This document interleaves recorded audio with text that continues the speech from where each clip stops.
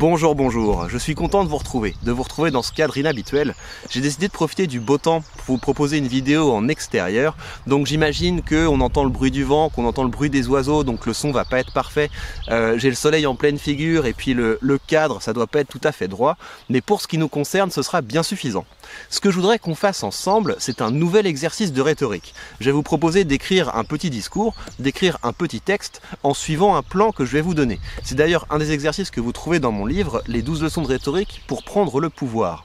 Alors l'idée, l'objectif de ce discours, c'est de vous amener à faire un travail d'intellectuel. Le travail que devraient faire les intellectuels s'ils faisaient plus souvent leur travail. La grande idée, c'est que le monde évolue plus rapidement que les mots et les concepts que nous avons pour le décrire. Alors, je développe un petit peu ça.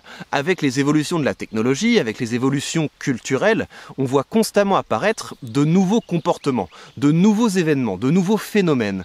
Et l'idée, c'est que nous pouvons vivre longtemps à côté de ces comportements et de ces phénomènes, sans pour autant parvenir vraiment à les repérer, parvenir vraiment à les comprendre, parce que nous n'avons pas encore de mots ou de concepts à mettre dessus. Et donc ce que je vais vous proposer de faire avec ce petit texte, avec ce petit discours, c'est de partir en quête d'un de ces nouveaux comportements, d'un de ces nouveaux phénomènes et de permettre à vos contemporains de mieux l'appréhender parce que vous allez faire un travail visant à le nommer, à le conceptualiser, à le définir, faire un travail visant à nous permettre de mieux comprendre comment réagir. Donc c'est ça la première étape de ce travail. La première étape de ce discours, ce que je vous propose de faire, c'est de commencer à scruter votre horizon. Peut-être que vous êtes spécialiste dans un domaine, que vous allez scruter l'horizon de ce domaine, ou alors peut-être que vous allez faire ce travail en simple citoyen, observer la société, observer vos contemporains à la recherche de phénomènes émergents, à la recherche de comportements émergents. Donc c'est ça le travail de recherche préalable à ce discours. Une fois que vous l'avez fait, eh bien je vous propose de mettre vos idées en musique en suivant cette partition, en suivant ce plan de discours. Le plan que vous allez suivre est un plan en 4 parties. Première partie, depuis quelque temps, nous voyons émerger.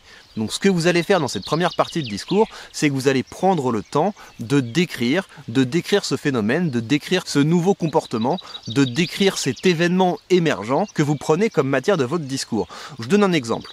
Dans le cas de ma discipline, la rhétorique, il y a une question qui se pose pour savoir si ça existe encore finalement les discours. Parce que à notre époque, eh bien, les discours qu'on reçoit finalement, notamment des politiques, c'est souvent des petites phrases, c'est souvent des petits morceaux. Parce que les réseaux sociaux font qu'on peut tout le temps maintenant interrompre une personne, on peut tout le temps en couper une séquence, la repartager. Donc la question se pose de savoir si le discours qui était un chemin qui avait un début, un milieu, une fin, est-ce que le discours existe encore à notre époque? Est-ce qu'il y a quelque chose de nouveau qu'on appelle encore discours mais qui n'est plus un discours à proprement parler, qui est en train d'émerger? Ça c'est juste un exemple, mais vous ne laissez pas trop influencer par mon exemple, partez-vous de ce qui vous intéresse, de vos observations, peut-être de votre discipline, et partez en quête de nouveaux comportements, de nouveaux phénomènes qui sont peut-être suscités par des évolutions technologiques, mais peut-être aussi par des évolutions culturelles, et décrivez ça. Donc première partie de votre discours, depuis quelque temps, nous voyons émerger, et vous décrivez donc ce phénomène.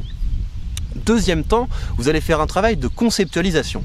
Vous allez faire un travail de conceptualisation, et ça c'est assez amusant, parce que l'idée c'est que vous faites un grand cadeau à vos contemporains si vous êtes capable de saisir un phénomène dans un concept qui a quelque chose de mémorable. Je vous donne un exemple de ça, regardez infobésité. Infobésité c'est génial comme concept, donc c'est un mot valise qui est composé d'information et d'obésité, et donc on a eu une évolution technologique, l'apparition de l'information en continu, qui fait que, bien, peut-être qu'à une époque, on était moins bourré par l'actualité. Ce qui se passait, c'est que les gens recevaient le journal le matin, ou ils recevaient peut-être le soir, ils allaient prendre le temps de lire les informations, ils allaient prendre le temps de les digérer, donc c'est un rapport à l'information qui est très différent de ce qui se passe aujourd'hui où on est constamment gavé d'informations. Et donc infobésité permet de rendre compte de ce nouveau phénomène, donc de ce phénomène d'une information qui nous bourre le crâne au lieu de nourrir notre intelligence. C'est ça l'idée. Et donc celui qui a créé ce mot d'infobésité, il a pu saisir toute cette réalité grâce à un nouveau concept. Et grâce à ce concept, il rend un pan de la réalité plus préhensible pour ses contemporains. Si je repars sur mon exemple de l'évolution des discours, je pourrais vous dire qu'à notre époque, les discours n'existent plus. Les discours n'existent plus réellement, ils ont été remplacés par les discoops, ces espèces de morceaux de discours qui sont plus facilement digérables et partageables. Et donc avec Discoop, vous avez un nouveau concept, vous avez un néologisme qui permet d'attirer l'attention sur un nouveau phénomène. Ça, c'est juste pour vous montrer le genre de travail que vous pouvez faire pour créer un concept. Donc avec Discoop, vous avez un néologisme qui permet de saisir un nouveau phénomène. Avec infobésité, vous avez un mot valise. Donc un mot valise, c'est la combinaison de deux mots existants pour créer un mot nouveau.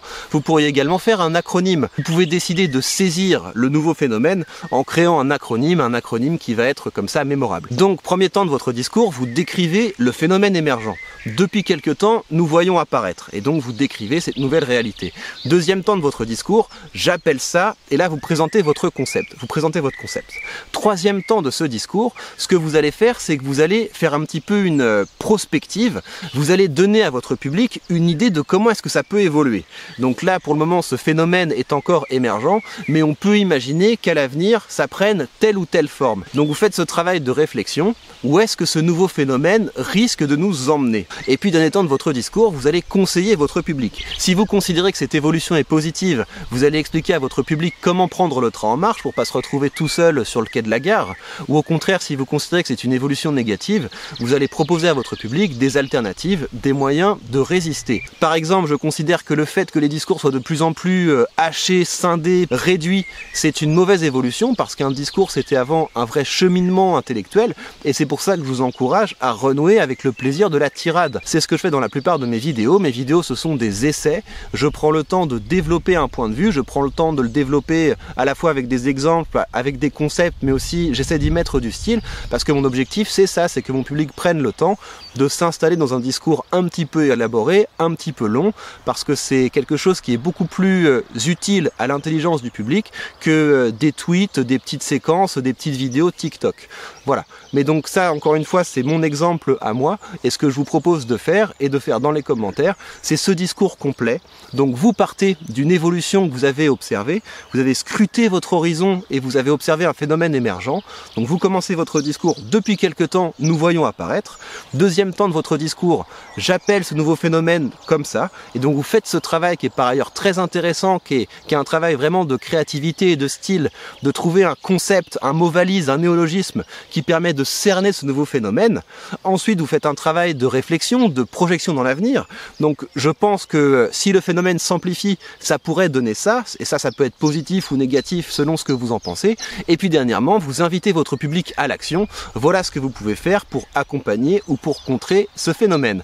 Donc comme d'habitude, j'attends avec grand plaisir vos contributions dans les commentaires, et puis au bout peut-être d'un mois, eh bien je rassemblerai tout ça et je vous ferai une vidéo pour vous présenter les discours que j'ai préférés. Bien sûr, ces discours n'ont pas vocation à seulement rester dans les commentaires. Partagez-le sur Facebook, sur LinkedIn. Vous pouvez même décider de vous filmer en train de faire ce discours et de le partager sur votre chaîne YouTube. Ce que vous voulez, sur Instagram, n'importe quel réseau social. En tout cas, dans le cadre de cet exercice, je vous propose seulement de le faire en commentaire. Ça nous permettra à tous de voir ce que vous avez produit. Je vous encourage également évidemment à vous lire les uns les autres, à vous inspirer les uns les autres, à vous motiver les uns les autres. C'est comme ça que nous pourrons continuer notre mission, faire de vous des orateurs et des oratrices à la pensée affûtée et au verbe aiguisé. Prenez bien soin de vous, j'ai hâte de vous lire et à bientôt.